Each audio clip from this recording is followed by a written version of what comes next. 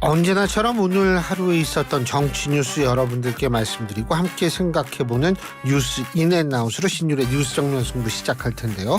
오늘도 이우영 아나운서 함께하겠습니다. 안녕하세요. 안녕하세요. 이우영입니다. 야, 서울 동안 머리 잘랐어요? 오늘 잘랐습니다. 오늘 잘랐어요? 머리카락을 잘랐습니다. 네. 그게 맞아요. 네. 우리가 외국어 할 때는 머리카락을 자른다 그러지. 근데 우리나라 다 머리를 자른다 그러니까. 그렇죠. 네. 제 머리카락을 컷오프했습니다. 네. 컷오프. 어쭈. 이야. 네. 설 때 뭐 했어요? 설 때요? 네. 뉴스와 음악이 함께하는 시간 YTN 라디오 뉴스앤뮤직 설 당일이랑 제가 토요일 이제 신동진 PD님이랑 같이 근무하고 일요일엔 이제 이시은 PD랑 함께 근무했습니다. 토요일 일요일을 다 했구나. 네. 예. 그 젊을 때는 네. 열심히 일을 해야 돼요. 네. 예. 그럼 어떻게 본가에는 못 가셨겠네요. 본가 가서 이제 조카들에게 저도 이제 세뱃돈을 주는 나이가 돼서 조카들에게 뜯기고 왔습니다. 세뱃돈을 주는 나이. 네. 세뱃돈을 받는 나이일 것 같은데. 받고 싶습니다. 예. 네. 나한테 한번 세배해봐요. 그럼 내가 줄게. 즉시 반응이 즉시 나오네. 그럼요. 예. 저는 참지 않죠. 네. 교수님은 설은 잘 쓰셨나요? 예, 그럭저럭. 근데 이게 참 헷갈리는 게 뭐냐면, 자, 일단 내가 오늘 2월 13일 월요일이라고 딱 화요일을 교정을 했어요. 오늘이 바로 월요일 같은 화요일이죠. 네. 근데 또 하나는 제가 헷갈리는 게 뭐냐면 새해 복 많이 받으십시오를 2번을 해야 되는지 이게 정부에서 좀 통일시켜 줄 수 없나? 예, 전 그게 필요하다고 봐요. 생각해 보세요. 주소 이제 도로명 주소가 자리 잡았어요. 그런데 나이도 이제는 우리가 옛날로 얘기하면 그 만 나이를 쓰기로 했는데 아직도 그게 조금 헷갈리는 경우가 많죠. 그렇죠. 예. 그죠? 그런데 이것도 정착이 될 것 같은데 이 설이라는 거를 언제를 새해로 기준을 할 것인가 이런 거를 좀 정부에서 이제 좀 고민을 할 때가 아닌가 이런 생각을 좀 해봤어요. 네. 집에서 구정세요? 뭐 크게 의미가 구정이 있는 뭔지는 알아요? 네, 신정과 구정. 네. 그거 안 해 그래도 젊은 사람 잘 모르는데. 근데 저도 이번에 그 명절이라고 메시지가 오는데 새해 인사가 이제 설이랑 신정 구정에서 2번이 왔는데 같은 사람에게 그게 또 독일인이었거든요. 독일인이 제게 2번의 새해 인사하는 거 보고 나도 해야겠다라고 생각을 했습니다. 독일 사람 어떻게 알아요? 그 같이 이제 옛날에 컨텐츠를 했던. 컨텐츠. 네. 한국말을 잘해요? 굉장히 잘합니다. 너무 잘합니다. 그렇구나. 네. 그러니까. 네. 클리스마는 미국 같다며요. 네. 갑자기 독일 얘기하니까 클리스만 생각이 나네요. 네. 예. 그래가지고 일부 정치인들은 막 그렇게 주장한다고 그거 봤어요? 네. 화상 전화로 하도 원격 훈련도 시키고 이러는데. 실제로 오늘 속보가 나온 바에 따르면 전력 강화 위원회가 개최가 되는데 클린스만 감독이 참여를 합니다. 화상으로. 네. 그 아주 하이테크를 잘 이용을 해요. 네. 예, 그렇군요. 예, 집이 독일 사람인데 미국에서 살더라고요. 네. 또 그것도 신기해요. 예, 자, 참 그리고 하도 오래간만에 쉬다가 오래간만에 방송을 하려니까 여러분 여러 가지 의견 있으시면 우물정 0945 샵 0945로 의견을 보내주시면 제가 방송 중에 여러분 의견 충분히 반영하겠습니다. 짧은 문자 50원, 긴 문자 100원의 유료 문자이면 말씀을 드립니다. 예. 그리고 오늘 이호영 아나운서의 오늘의 그 정치 성향을 아시려면 유튜브 들어가셔서 YTN 라디오 구독해 주시고요. 신율의 뉴스 정면 승부 좋아요와 댓글 드리는데 유튜브 보시면 오늘은 어떤 정당일까 알 수가 있습니다. 얼마 전엔 개혁신당이었던데. 네. 오늘은 제가 파란색을 입고 왔죠. 더불어민주당이네요. 네. 안 그래도 제가 요즘 그 교수님의 그 이야기에 좀 중독이 되는 건지 영민 아나운서랑 방금 커피를 사러 가는데 영민 아나운서 옷 색깔이 초록색이길래 너는 그럼 그렇죠. 녹색 정의당이네요. 예, 저는 오늘 빨간색을 입고 왔습니다. 예. 자, 그렇습니다. 자, 이제 뉴스 인앤아웃 시작해 보도록 하겠습니다. 첫 번째 소식은 국민의힘 공천 관련 소식인데요. 국민의힘이 서울 중성동을 등 공천 신청자가 몰린 일부 지역에 대해서 인력 재배치를 검토하기로 했습니다. 이 지역이 하태경 의원, 이해훈 전 의원, 이영전 중소벤처기업부 장관 등 전현직 의원 3명이 공천 신청을 한 곳입니다. 정영환 공천관리위원장이 오늘 기자들 앞에서 동일한 지역에 우리 인력들이 몰린 경우에는 재배치에서 승리해야 될 것 같다. 특히 서울 지역에 그런 부분이 좀 있을 것 같다. 이렇게 말을 했습니다. 기자들이 중성동을 같은 지역 위주로 인력 재조정을 검토하고 있냐라고 묻자 그것도 고려 대상이다라고 답을 했습니다. 오늘 예정된 서울 지역 공천 신청자 면접이 끝나면 정 위원장은 구체적인 재배치 지역을 두고 공관위원들과 논의할 방침인데요. 다만 장동혁 사무총장은 거물급 인사들이나 경쟁력이 있는 인지도 높은 사람들이 어느 지역구에 몰려 있다고 해서 그분들의 의사와 관계없이 강제적, 인위적으로 재배치할 생각은 없다 이렇게 말을 했습니다. 또 서울 마포 을의 경우 오늘 면접을 마친 뒤에 우선 추천 여부를 검토할 계획이라고 하는데요. 마포 을 민주당 정청래 의원 지역구고요. 앞서서 김경률 비대위원이 출마 의사를 밝혔다가 접은 바 있습니다. 장 사무총장 마포 을에 대해서도 면접까지 다 해보고 우선 추천이 필요하다면 어떤 분으로 할지 추후 검토해 보겠다 이렇게 말을 했습니다. 한편 한동훈 위원장은 오늘 공천과 관련해서 곱셈 정치 원칙을 제시하면서 다양한 인물을 포용하겠다 이런 방침을 밝혔습니다. 우리는 자유민주주의 우파 정당이므로 시장경제와 자유민주주의 기본 질서를 지키려는 기본 전제가 확고하다면 여러 강론이 다르더라도 우리가 충분히 포용할 것이다 이렇게 말을 했고요. 한편 윤 대통령과 여권에 대해 쓴소리를 이어온 유승민 전 의원을 포용할지에 대한 질문에 대해서 누구를 특정해서 말하는 건 아니다 라면서 포용도 최소한의 기강을 전제로 한다. 쓴소리도 발전을 위한 쓴소리가 있고 감정적인 쓴소리가 있을 수 있는데 그런 부분은 구분될 것이다. 이렇게 답을 했습니다. 또 지금까지 중진에 대한 지역구 조정 요청이 부산 경남에만 집중됐다는 지적에 대해서 서울 등 다른 곳도 많이 하고 있다. 어느 한 곳만 볼 게 아니다. 이렇게 언급을 했습니다. 자, 이런 가운데 국민의힘의 3선이죠. 조혜진 의원이 오늘 4월 총선에서 험지로 출마 지역구를 옮겨달라는 당의 요청을 받아들여서 경남 김해을로 출마하겠다 밝혔습니다. 오늘 국회 소통관에서 직접 기자회견을 열었고요. 당의 공식적인 지역구 변경 요청을 받은 중진 의원의 3번째 화답인 겁니다. 설 연휴 직전에 5선의 서병수 의원이 부산 북강서 갑 출마 요청을 또 3선의 김태우 의원은 경남 양산을 출마 요청을 각각 수용하겠다고 밝힌 바 있고요. 이 조 의원이 말한 지역구 김해을 지역구의 현역은 현재 더불어민주당 재선 김정호 의원입니다. 조 의원은 이제 회견 후에 기자들 앞에서 김해을을 선택한 이유에 대해서는 당 공관위에서 이틀 전 김해을로 나가주길 희망한다고 해서 수용했다라고 답을 했습니다. 자, 설도 지났고요. 여야 모두 이제 공천을 앞두고 정신없어 보이는데 조혜진 의원까지 해서 3번째 당의 공식적인 지역구 변경 요청을 받아들인 중진 의원입니다. 어떻게 보셨나요? 뭐 제가 볼 때 21대에서는 좀 이렇게 막 중진 의원들 지역구 재배치해가지고 성공하지 못했어요. 이게 사실 저는 그렇게 생각하거든요. 우리나라 정당도 좀 이 방학 숙제하듯이 막 그 선거 앞에 돼가지고 이 지역구 재배치하면은 사실 당하는 사람도 당혹스럽고 보는 사람도 좀 그렇거든요.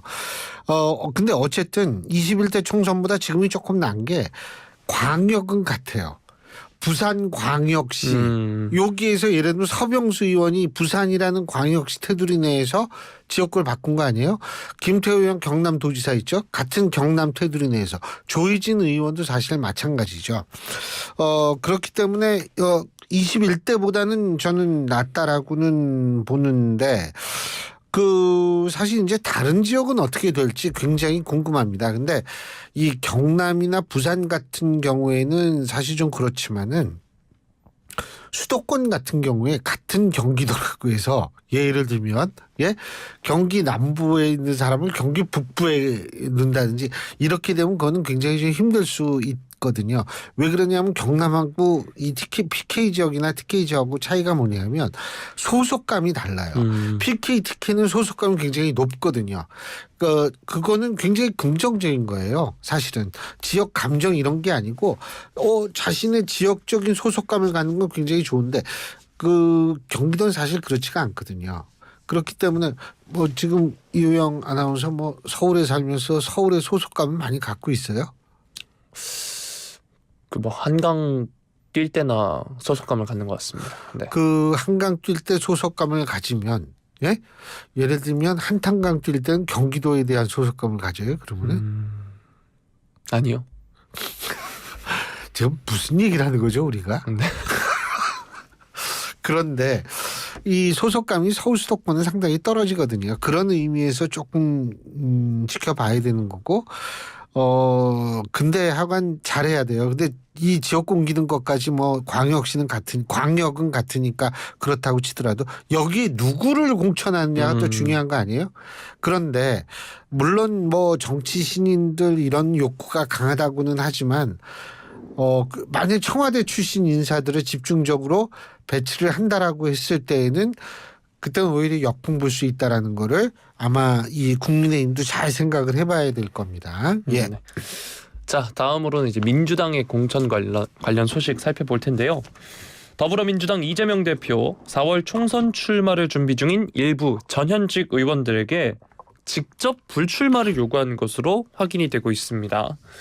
민주당의 핵심 관계자가 오늘 국회에서 기자들과 만나서 이재명 대표가 최근 문학진 전 의원 등 총선을 희망한 일부 중진급 인사들과 통화했다 전했는데 이 대표가 통화한 취지는 선배 중진급 후보자들에게 새로운 후배들에게 정치 입문의 길을 터달라 당부의 취지였다 설명을 했습니다. 이 문 전 의원도 언론과의 통화에서 1월 27일에 이 대표가 전화를 걸어와서 여론조사 지지율이 꼴찌라며 불출마를 종용했다라고 말을 했습니다. 문 전 의원이 이제 재선인데 이 대표의 19대 대선 경선 캠프에서 활동한 친명계 인사고요. 현역 임종석 의원이 불출마 임종성이죠. 네. 임종성 의원이 불출마 선언을 한 경기 광주 의뢰 예비 후보로 등록을 한 바 있습니다. 다른 당 관계자는 이 대표는 국민 눈높이에 맞는 정치 쇄신 의지가 강하고 소위 말하는 올드보이 청산에 대한 의지도 있다라고 하면서 그런 의지가 실행하는 단계, 실행에 옮겨진 걸로 보인다 말을 했습니다. 네, 그리고 이 관계자는 공천관리위원회가 있는데 당대표의 월권이 아니냐 이런 지적에 대해선 당대표가 공관위 심사에 관여했다는 지적은 사실과 다르다. 전략공천 지역으로 선포되는 순간 공관위는 손을 떼는 것이다 반박을 했습니다. 자, 이 대표가 직접 일부 중진 의원들에게 불출마를 요구했다는 건데 앞서서도 말씀드렸지만 공관위가 있는데 당대표의 월권 아니냐 이런 지적도 나왔습니다. 이와 관련해서 뉴스인 부탁드리겠습니다. 월권은 아니죠. 근데 이제 제가 주목하는 거는 친명계 인사 소수에게 일단 전화를 했다라는 거예요. 근데 그 하위 20% 컷오프 대상 컷오프 머리를 잘랐다 그랬죠. 예. 컷오프 대상 20%라는 거 숫자로 따지면 31명이거든요. 31명에게 이제 컷오프를 해야 되는데 31명이 중요한 거는 뭐냐면 먼저 이재명 대표 입장에서 볼 땐 친명들 중에서도 컷오프 대상인 사람들한테 본인이 직접 통보를 함으로써 이 명분을 쌓을 수가 있거든요. 그러니까 저는 사실 뭐라고 생각하냐면 이런 식으로 직접 전화를 해가지고 컷오프 이 불출마를 요구했다라는 그 소리를 비명들이 들으면 사실은 더 공포 지수가 올라갈 수밖에 없죠.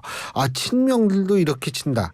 그럼 당연히 자기도 칠 것이다라는 생각을 할 수밖에 없는 거 아니겠어요?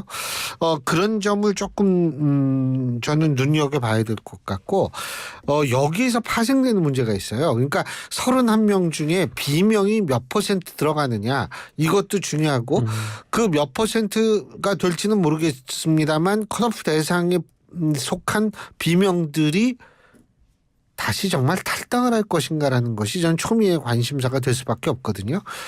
탈당을 만약 하게 된다면 그때는 사실 제3지대에 있는 개혁신당이라든지 이런 쪽으로 발길을 돌릴 가능성이 있는데 그렇게 된다면 선거판이 다시 한번 요동치는 결과가 나올 수 있기 때문에 그 부분을 좀 주목할 필요는 있다라는 생각이 듭니다. 네. 자, 다음은 개혁신당 관련 소식 살펴보겠습니다. 개혁신당 이준석 공동대표 오늘 가장 선명한 야당으로 우뚝 서서 대안 세력이 되겠다 밝혔는데요. 오늘 오전에 국회의원회관에서 제3지대 통합 이후 처음 열린 최고위원회의에서 국민들이 바라는 가장 적극적인 개혁은 윤 대통령과 이재명 대표의 의미 없는 경쟁의 종말이다 이렇게 말을 했습니다. 여권을 향해서는 알량한 사정 권력으로 자신의 권력을 다지는 것에만 몰두해 온 대통령에게 가장 강한 견제 세력이 될 것이다 라고 이야기를 했고요. 진심으로 대통령의 변화를 촉구한다. 해병대 박정훈 대령과 이태원 참사 유가족에게 더 넓어진 마음을 보였으면 한다라고 촉구를 했고요.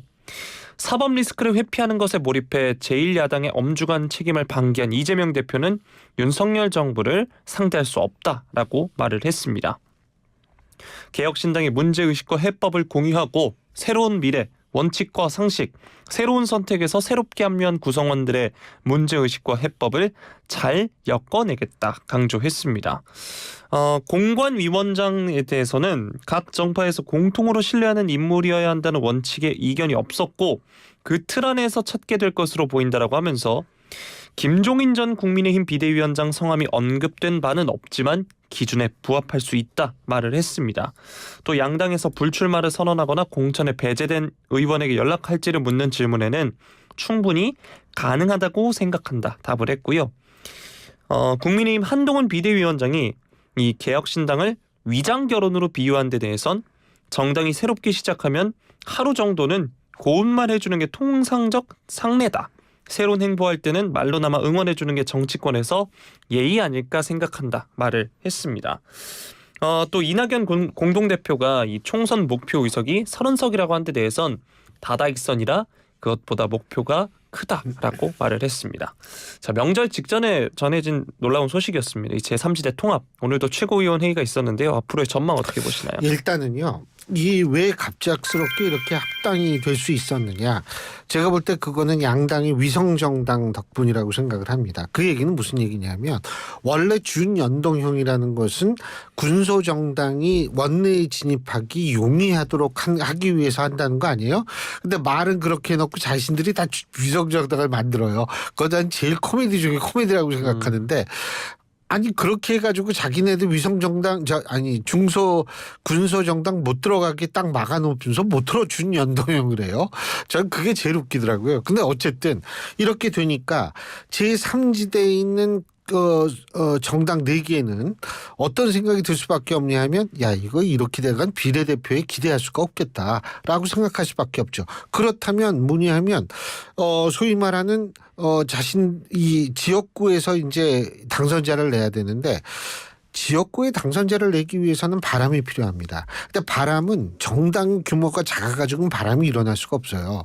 그러니까 합당을 해가지고 몸집을 이렇게 좀 키울 그런 필요성이 대두가 될 수밖에 없는 거고 그래서 몸집을 이렇게 키우게 되면은 또 이제 몸집이 컸죠. 그런 바람을 일으킬 수 있는 조건은 갖춰지는 거죠. 저는 그래서 이제 이 소위 말해서 3지대 연합신당 개혁신당이 만들어졌다라고 생각을 하는데 자 이제 우리가 좀 생각해 봐야 될 건 그러면 그 개혁신당이라는 몸집을 불린 제3지대 연합정당의 이 탄생이 국민의힘 민주당에게는 어떤 영향을 미칠 것인가 이 부분을 우리가 좀 주목해 봐야 되거든요. 첫째 국민의힘에게는 뭐냐면 중도로의 소위 말하는 이 지지층 지지 기반 확대 이게 좀 어려워졌을 수 있어요. 이 3지대 연합정당이 탄생하면서 그게 이제 국민의힘한테는 부정적인 영향을 미칠 것이고 민주당에게는 조금 더 부정적인 영향을 끼칠 가능성이 있다고 봐요. 선거에서 제일 중요한 3가지 요소 뭐라 그랬어요? 구도, 그렇죠. 바람, 그렇죠. 네, 인물. 예. 인물까지 나왔는데 제가 헷갈렸어요. 이 세 가지인데 네. 이 세 가지 중에서 이 구도가 제일 중요하다 그랬죠.